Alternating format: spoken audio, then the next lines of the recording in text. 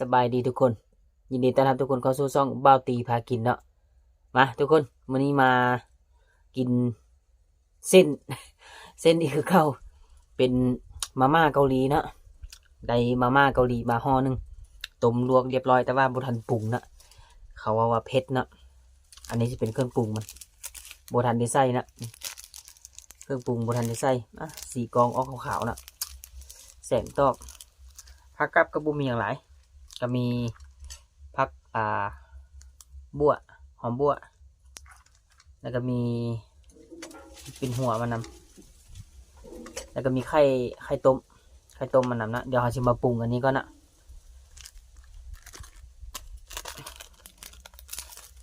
อันนี้มีอย่างอันนี้อ๋อเครื่องเป็นงา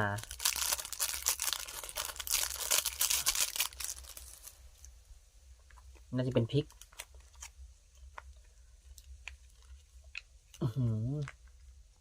โอ้อ๋อต่อสีเอาเรื่องไว้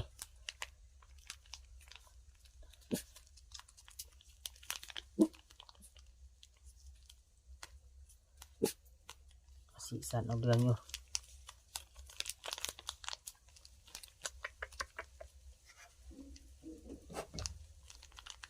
สีสันหน้าตานะเทออกมาหน้าตาจะประมาณนี้เดี๋ยวจะมาแกะไข่ใส่ครับ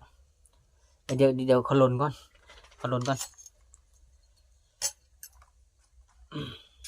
โอ้เส้นดักติดนะ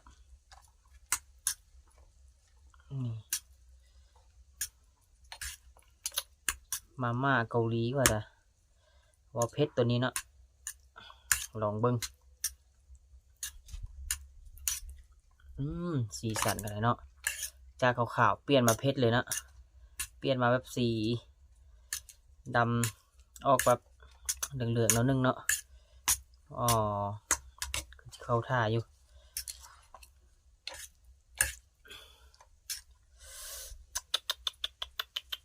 สีกับหูเพชรเนาะเข้าท่าเดี๋ยวจะตอกไข่ลุงกันนะไข่จะบูว่าไข่ซุกบอกไข่ดิบเนาะอ๋อไข่อ๋อซุกแล้วนี่เป็นไข่ซุกแล้วทุกคนตอกไข่กัน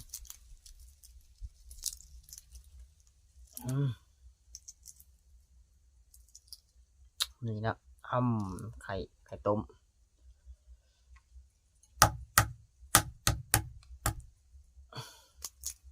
คิดว่าจะเป็นไข่ลวกโอ้ยนี่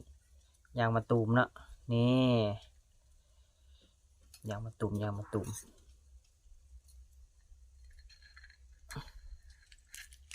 บางหน่วยมันซุกเนาะนี่ของอันนี้กัน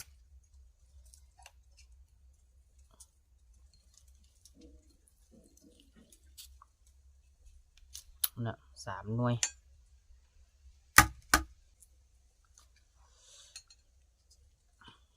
ไข่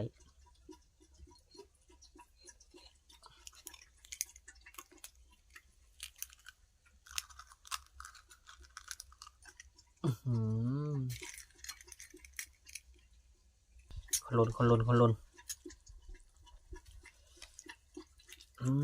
ได้หน้าตาประมาณนี้สีสันหน้าตามาแซ่บๆเหมือนกันทุกคนอย่าลืมด้วยทุกคนฝากกดไลค์กดแชร์กดติดตามให้ช่องบ่าวตีพากินนะเพื่อเป็นกำลังใจมาแซ่บๆมันลองเมื่อวันสิเพชรสำไหนเนาะมาม่าเกาหลีมันสีสันหน้าตาโอ้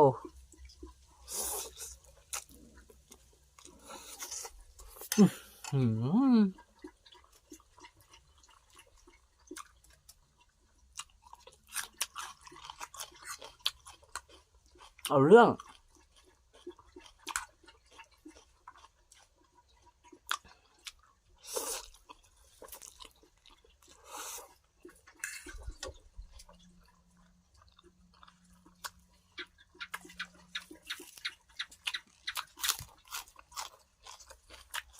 อืม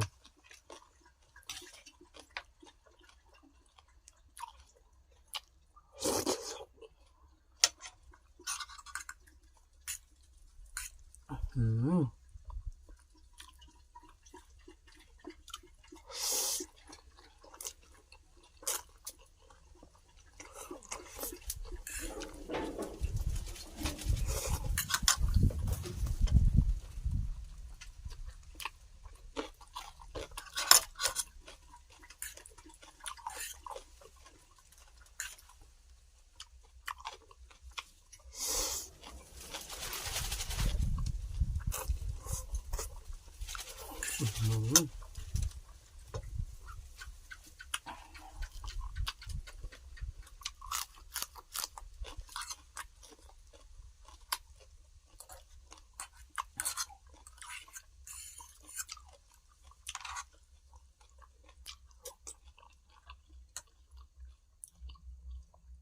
อืมมือสี่